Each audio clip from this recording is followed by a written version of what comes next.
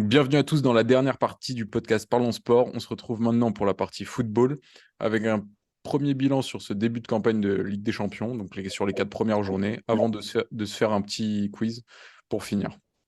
Donc nos clubs français ont hérité de poules assez difficiles. On va commencer d'abord par parler un peu de Lens, qui a eu quelques changements à l'intersaison, mais globalement la structure est restée la même autour de Franquès qui fait du très bon boulot. Là, ils sont actuellement troisième de leur groupe avec 5 points, comme le PSV Eindhoven. Arsenal a pris un peu d'avance, ils sont à 9 points et Séville à 2 points. Est-ce qu'on peut penser que le RC Lens va aller un peu plus loin dans cette Ligue des Champions? Qu'est- Qu'est-ce que vous pensez de leur début de campagne? Bah, moi, j'aimerais vraiment beaucoup qu'ils passent. Moi, j'ai adoré l'équipe de Lens sur leur match de Ligue des Champions. En Ligue 1, ils ont eu du mal à se mettre en route. Ça a été plus compliqué. Mais ils ont fait un gros début de campagne de Ligue des Champions. Après, là, ça va être compliqué parce que du coup, ils ont fait leur quatrième match là, qui leur coûte cher. Où du coup, il leur reste un match face à Séville, un match face à Arsenal. Donc, c'est quand même deux gros morceaux, surtout sur des matchs à enjeu où ils ont l'expérience. Séville en Ligue Europa, ils ont joué beaucoup de finales. Et Arsenal, c'est pareil, c'est un gros club. Donc, sur des matchs très importants, je pense que ça va être dur pour Lens. Après, ils sont capables de tout quand même, ces Lensois. Mais ça me semble être difficile. Moi, je les vois plutôt être reversés en Ligue Europa. En tout cas, j'aimerais bien. Où je pense qu'ils peuvent faire un bon parcours. Mais parce que du coup, le Séville, ils vont jouer Lens et le PSV Eindhoven. Du coup, il y a moyen que Séville claque 2 victoires. Lens, il y a moyen qu'ils perdent leurs 2 matchs et que du coup, ils se retrouvent dernier de poule aussi. Pour moi, tout est jouable. Pour moi, Arsenal va finir premier, je pense. Et après, entre le deuxième, troisième, quatrième, c'est très ouvert. Mais je pense que l'expérience lensoise va leur coûter cher sur ces 2 derniers matchs. Après, j'aimerais bien qu'ils passent, hein. Et moi, personnellement, j'y crois. Alors, c'est vrai que là, pour moi, c'est vrai que tu dis, hein, ils ont gardé ce fond de jeu qu'ils ont eu, parce qu'ils ont peut-être le meilleur entraîneur, un des meilleurs entraîneurs français ces dernières saisons. Et après, c'est sûr que pour moi, la perte d'Openda et surtout de Fofana leur fait très mal cette saison. Et c'est un joueur, pour moi, Fofana, ça aurait pu être vraiment un game changer sur le match. Par exemple, ils ont fait le dernier match qu'ils ont perdu contre le PSV. Après, euh, ce qui me fait dire qu'ils peuvent le faire, c'est que leur dernier match, c'est Lens Séville à Bollard et que s'ils sont en position de passer, mais pour ça, il faudrait que Séville batte le PSV. Mais s'ils sont en position de se qualifier en gagnant ce match, j'imagine une très grosse soirée à Bollard et j'ai envie de voir ça. Mais là, l'autre frein, c'est qu'en fait, ils jouent Arsenal en cinquième journée. Ça aurait été presque mieux l'inverse, Ouais, en fait. Parce que ouais, là, je suis d'accord. ils vont jouer Arsenal et le PSV va jouer Séville. Et ça, c'est dommage parce que avoir Arsenal en dernière journée qui potentiellement sera déjà premier ou au moins qualifié, bah, c'était peut-être plus jouable. Donc c'est un peu dommage, mais j'y crois à Lens. Franchement, franchement le PSV ils le perdent ce match, mais ils sont pas affreux hein, sur ce match-là. Ils Ouais, font c'est plus. clairement un bon match.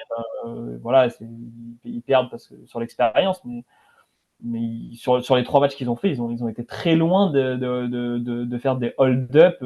Souvent, genre, même le Lens Arsenal, c'est très loin d'être un hold-up Ouais, non, affreux. C'est énorme c'est- contre Arsenal, hein. c'est une Très gros énorme match. perf hein, qu'ils font. Ils renversent le match au fur et à mesure. Ils subissent l'ouverture du score et finalement, avec un gros pressing, ils ont un peu étouffé Arsenal quand même et leur victoire Ouais, était vraiment méritée. ouais, Je alors, pense là où ils peuvent avoir des regrets, c'est la double confrontation contre le PSV, notamment à l'aller. Ils font 1-1 à domicile. Il y avait peut-être moyen d'aller chercher 3 points et là, ça aurait un peu tout changé. Après, est-ce que ce serait une mauvaise chose d'être reversé en Ligue Europa ou... ah, Moi, je pense pas. Vraiment, pour le coup, je pense qu'ils peuvent faire un très beau parcours en Ligue Europa. Après, enfin, l'objectif, c'est quand même de se qualifier. Pour l'instant, on va pas trop se projeter sur la Ligue Europa, mais l'objectif, c'est quand même finir dans les 2 premiers pour Lens. Et tout est encore jouable. Mais c'est vrai que jouer Arsenal en cinquième match, qui sont pas encore qualifiés, donc il faut à tout prix qu'ils gagnent Arsenal. ça va être dur. Et s'ils se retrouvent dans la position du coup de devoir gagner à Bollard contre Séville, c'est vrai que ça va faire un dernier match de poule assez énorme. Je te rejoins là-dessus, Baptiste. La chance la chance parce que ce groupe il est un peu illisible parce que le PSV c'est un peu la valeur sûre en championnat, ils ont toujours été bons, c'est une équipe qui plutôt a toujours un fond de jeu le même et tout. Arsenal a des hauts et des bas cette saison en termes de niveau de jeu, même en championnat, ça reste une valeur sûre, hein. Lens a fait un début de saison catastrophique en termes de résultats, je pense. Il a fallu digérer la grosse saison de l'année dernière et donc ils ont eu du mal à se mettre en route en Ligue 1. Et là, leur niveau de jeu revient et quand c'est la Ligue des Champions, ils arrivent à se sublimer. Ça Et va tu as beaucoup mieux, Séville. hein. En Ouais. Ligue 1, ils sont invaincus depuis 2 mois, il me semble. Ça va Ouais, mieux. après, ils ont fait beaucoup de nuls, Ouais, pas c'est vrai. incroyable. Mais, 0-0. mais ça va beaucoup mieux en Ligue 1. Mais ils ont fait un début de saison catastrophique et Séville, ils avaient débuté la saison en Liga, c'était terrible leur niveau de jeu, c'était affreux. Et là, ça va mieux. Et donc, je me dis que la chance de ce groupe, c'est que Séville, si ça va mieux, j'espère qu'ils vont faire un résultat contre le PSV et que Lens et du coup Lens sont en position de se qualifier sur la dernière journée parce que et que Séville ait quelque chose à jouer, ça pourrait être assez fou. Mais il va falloir compter, je pense, sur Ouais. un Séville qui tient tête au PSV. Donc, tu n'as pas forcément ton destin entre les mains, mais bon, il va falloir quand même un sacré exploit. Et par contre, moi, je suis d'avis de toujours. On avait entendu beaucoup de critiques quand Marseille l'année dernière s'était fait sortir de son groupe Ah avec un oui. but de Hochberg à la 93e, parce que Marseille donnait tout pour essayer de se qualifier en huitième de Ligue des Champions, alors qu'ils auraient pu juste assurer la troisième place en Europa League. J'avais trouvé ça tellement sévère parce que quand tu as une possibilité de te qualifier en huitième de Ligue des Champions, tu vas pas chercher à faire un nul pour finir troisième, tu vas essayer de gagner le match. Il faut vraiment que Lens soit dans cette optique-là. Mais bon, quoi qu'il arrive, ils n'auront pas fait honte au foot français, les Lensois, très clairement, ils seront bien battus, donc c'est quand même. Voilà, Ouais, je carrément. pense que c'est positif même dans leur saison, c'est ce qui leur a lancé leur saison aussi, hein, le nul à C'est Séville. Donc, c'est vrai ça, qu'on a connu pire pour le foot français en Ligue des Champions. Surtout que Lens retrouve, enfin, a assez peu d'expérience. Il retrouvait la Ligue des Champions après 20 ans d'absence.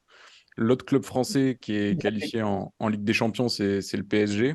On est beaucoup plus habitué à les voir là. Ils ont eu énormément de changements à l'intersaison. Il y a Galtier qui est arrivé, Christophe Galtier qui est arrivé, qui est parti, pardon, avec Messi, Neymar. Enfin, il y a eu un gros ménage de faits.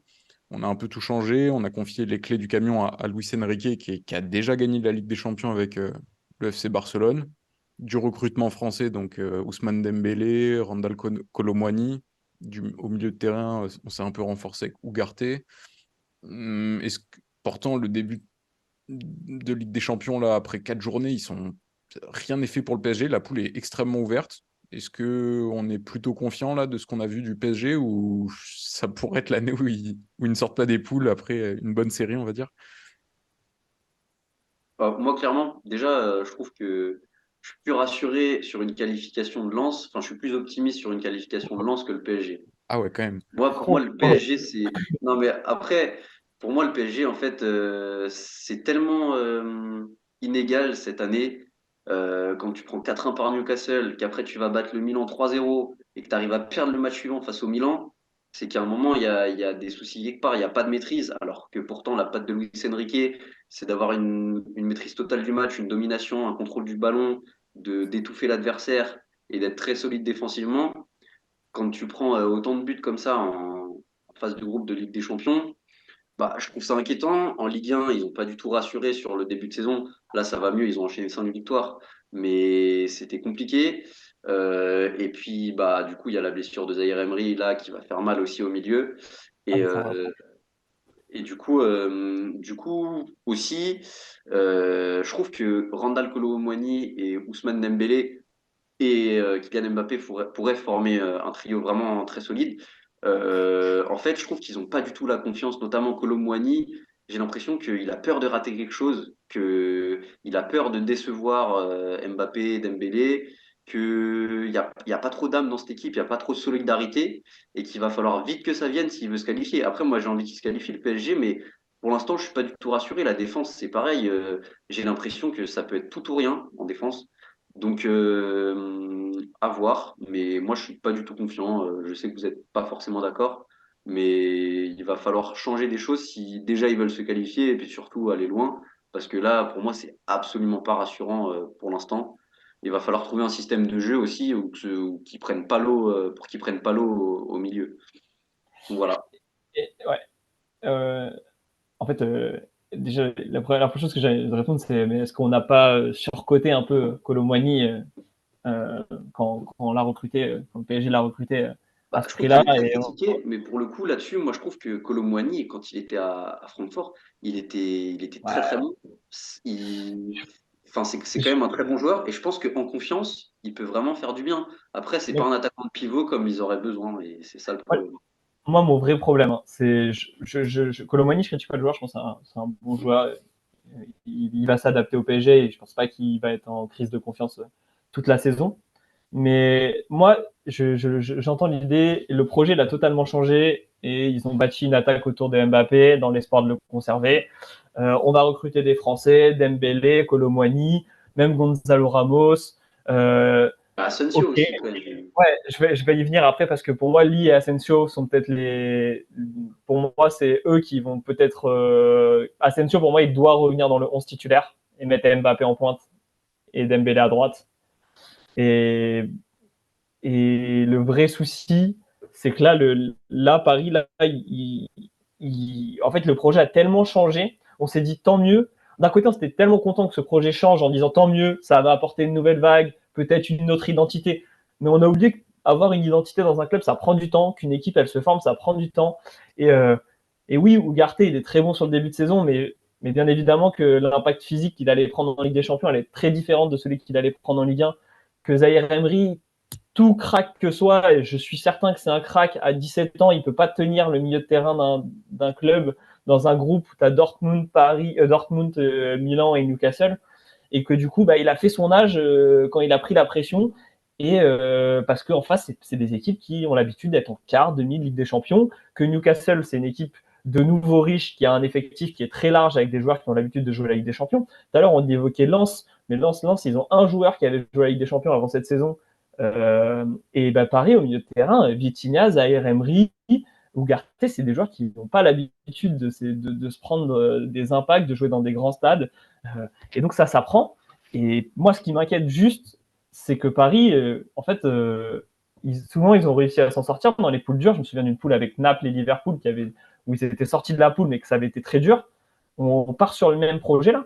Après, Paris est fort à domicile et faible à l'extérieur cette année. J'ai vraiment l'impression, en Ligue des Champions, à domicile contre Dortmund, ils font pas un grand match, mais c'est solide. Milan, ils font un bon match. Et à l'extérieur, ils ont pris 2 défaites où ils étaient totalement largués pour moi.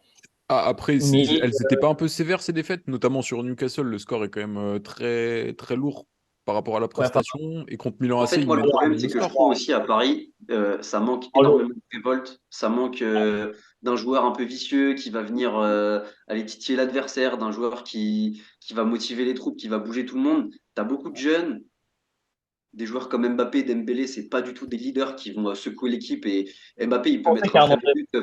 but pour motiver l'équipe. Mais moi, je me souviens des Thiago Silva, Marquinhos qui, à un moment, sortent la balle en corner.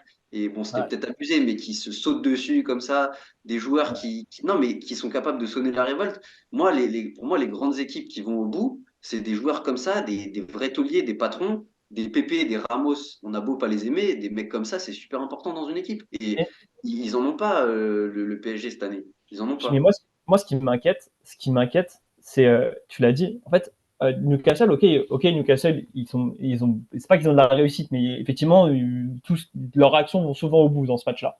Ok, mais est-ce qu'à un moment, Paris, quand ils ont pris l'eau dans ce match, on a eu une révolte effectivement. Tu sais, l'année dernière, moi, je prends l'exemple quand ils se font sortir par le Real, t'as l'impression qu'ils dominent le match et à partir du moment où ils ont commencé à douter, il n'y a jamais eu un moment où ils ont posé le pied sur le ballon en disant attendez, on était meilleurs pendant un match et 60 minutes, on va réussir à avoir un taulier qui va dire stop, on pose le ballon, on fait 10 passes.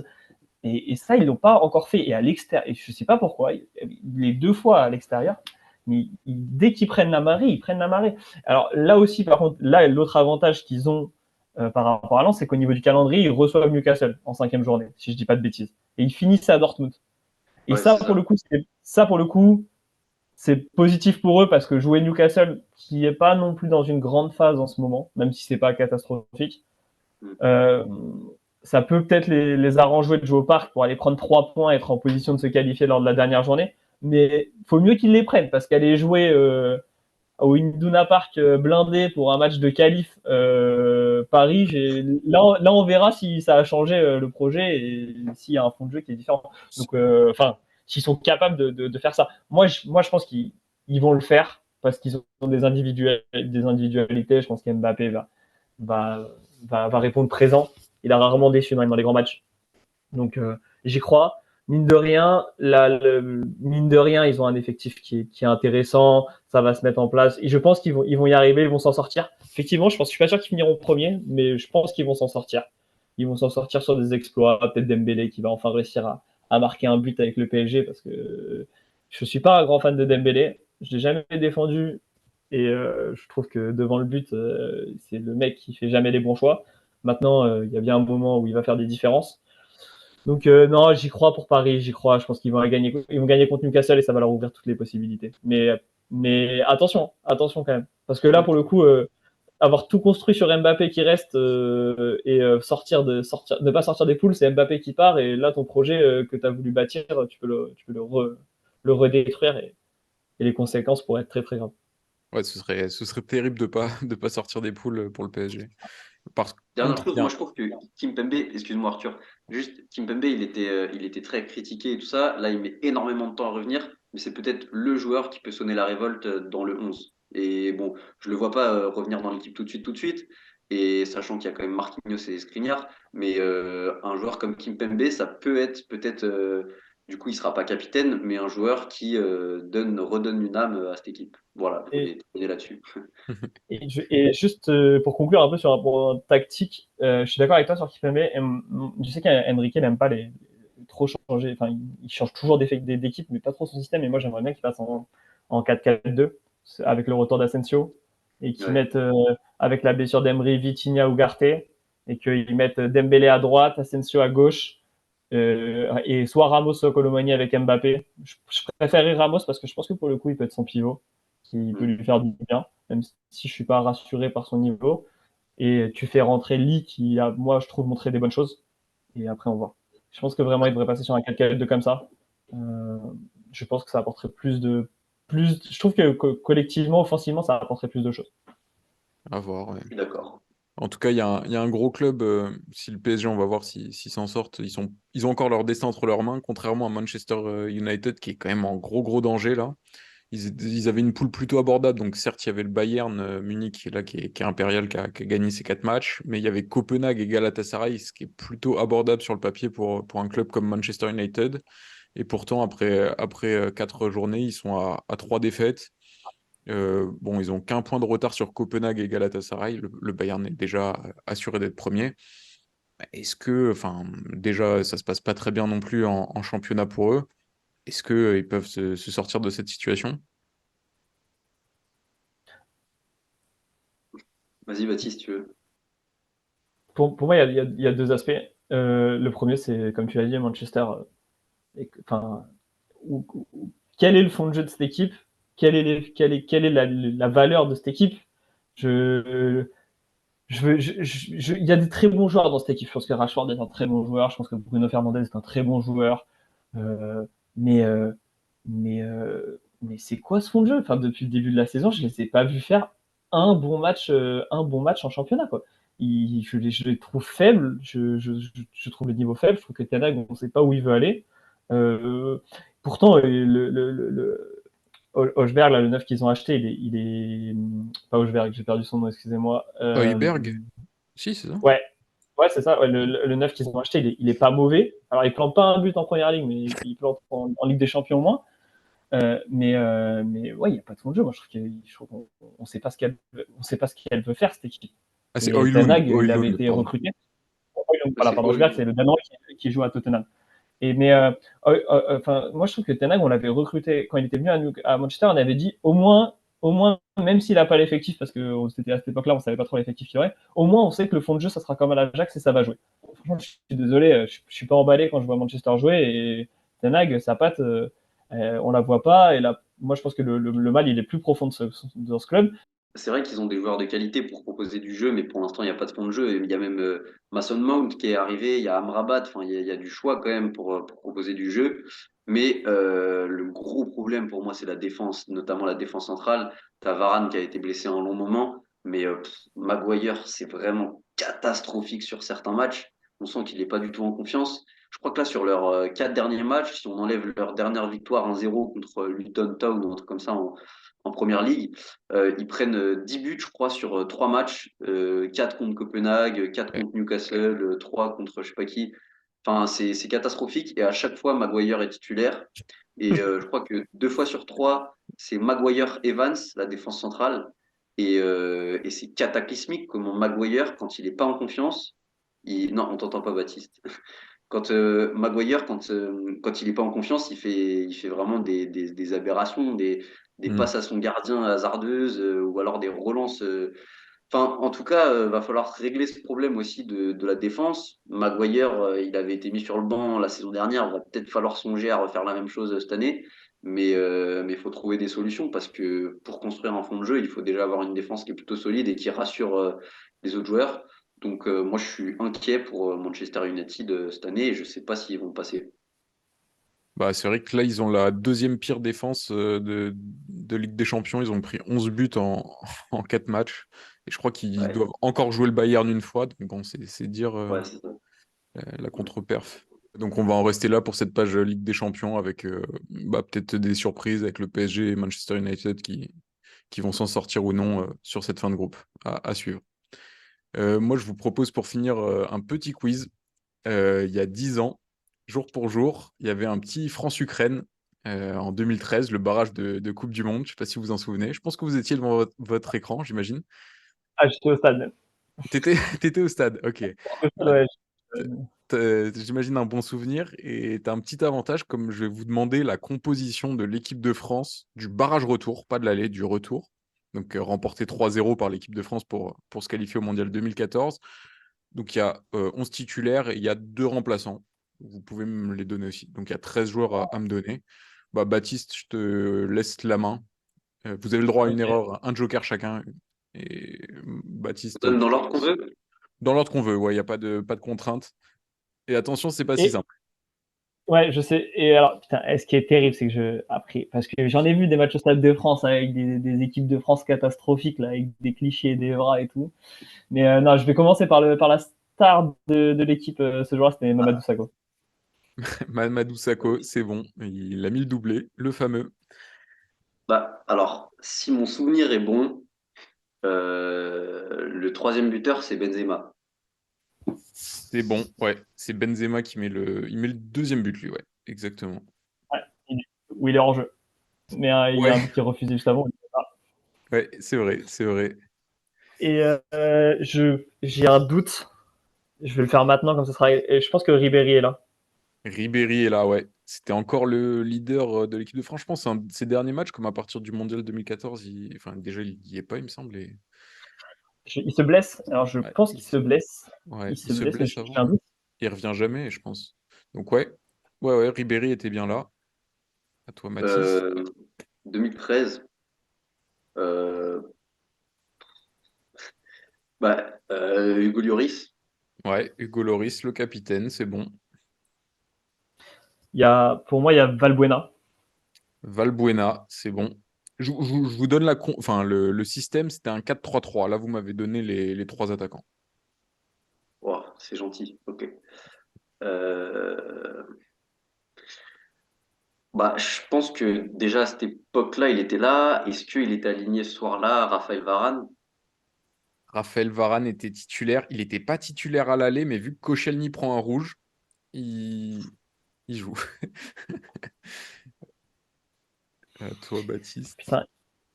En fait, j'essaie de me souvenir sur la célébration de Sako, quand il va enlever son fameux maillot là, Ouais. euh, qui saute dessus. Et je sais qu'au milieu de terrain, il y a du monde.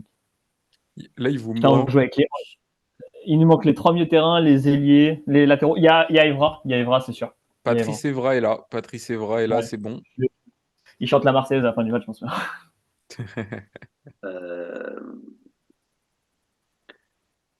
C'est bien une époque pour voir Yohan Cabaye, ça. C'est une bonne réponse. Ouais, j'y ai pensé aussi. Yohan Cabaye, tout à fait. Waouh, pour l'instant, c'est propre, hein. Il vous reste 3 titulaires et aussi les Donc là, 2 on a remplaçants. non, il nous manque plus que ça. Ah oui, il nous manque 2 milieux de terrain et le défenseur droit. Le défenseur droit, normalement, cette époque-là, ça doit être un bail genre Debuchy ou un truc comme ça. Mais est-ce que c'est lui? J'ai un doute. Le milieu de terrain, Cavaille. Au milieu de terrain, putain, j'ai un doute. On a fait l'autre milieu de terrain. Non, je vais dire Debuchy, mais j'ai un doute. Mathieu Debuchy, titulaire, tout à fait, c'est bon. Euh, alors, au milieu, je vais tenter Lassana Diarra. Lassana Diarra n'était pas là. Non, pas de Lassana. Mais t'as encore une chance, Euh, Mathis. Tu peux retenter. à moi, là, de nouveau. Ouais, à toi de nouveau. Ouais. Il y en Euh, a, il y en a un qu'on a oublié, qui, je pense, est là, et d'ailleurs, et qui est facile, en fait, qui a fait une grosse carrière en équipe de France, et qui fait un gros mondial 2014. hmm, Ah ouais, Blaise Matuidi. Ouais.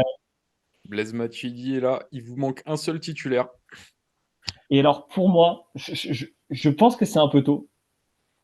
Il me semble qu'il est là. Il me semble qu'il est dans le groupe, c'est Pogba. C'est la bonne Mais je sais réponse. Le dernier titulaire, c'est Paul Pogba.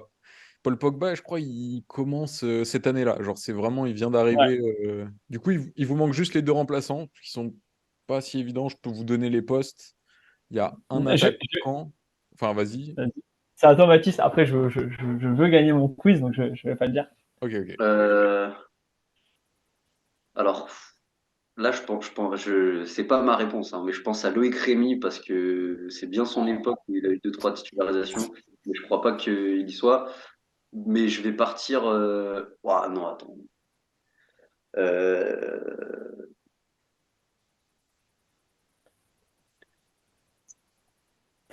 Alors, en vrai, donne les postes ou les minutes ou à laquelle ils sont rentrés, juste pour savoir.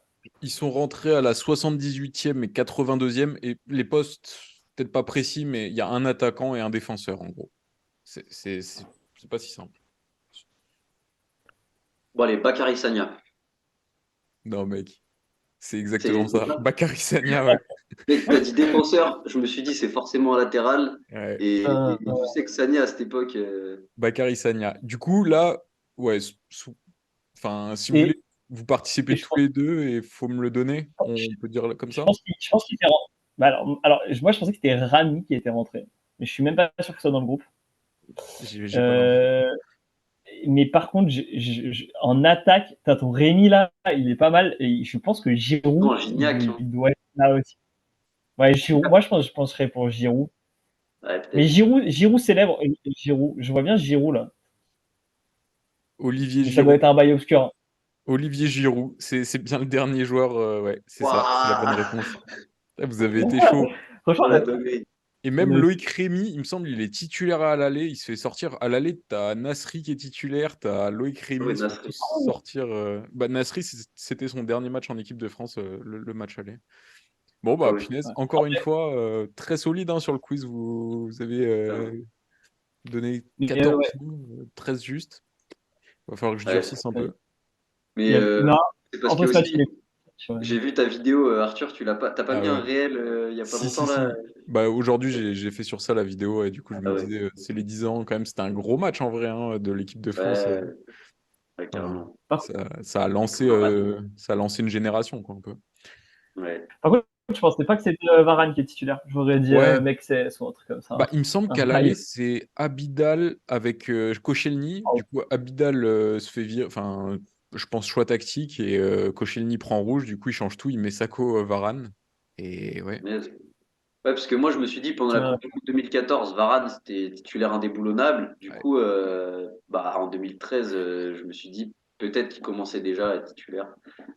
ouais, Ah, non. je me suis souvenu d'Agona parce qu'il glisse sur une des actions d'un but, je crois. Il glisse Ouais, ou enfin, c'est ça. C'est sur sur le troisième, je pense. ouais. Exactement. Et non, ouais. Du coup, c'est un match un peu mythique. Bon, comme tu es au stade aussi, tu te souviens bien. Mais putain, c'est la fin d'une génération affreuse de l'équipe de France là, quand on joue en marinière. Parce qu'il y avait Schneiderlin aussi, on Ah l'avait ouais, pas putain, oublié, ah milieu ouais, de terrain. Schneider. Et, Et on avait des Abou Diaby, Abou Diaby Diarra, aussi. qui étaient des bons joueurs, hein, mais qui ont souvent été blessés. Tu faisais appel à Mexé Srami en défense centrale. Bon, c'était une autre époque, hein. Ouais, c'est J'ai clair. hésité à dire Marvin Martin aussi, mais c'était plus 2012 son Trop année. tôt. Ah, il n'en a pas eu beaucoup à des sélections, ça. C'était un pari. Ok, bah, merci beaucoup, les gars, pour ce podcast. Bravo pour le quiz, encore une Ouais, fois. bah merci à vous. Et puis, on Merci. se retrouve la semaine prochaine. Ouais, à la semaine Ciao. prochaine. Ciao les Ouais, gars. à bientôt.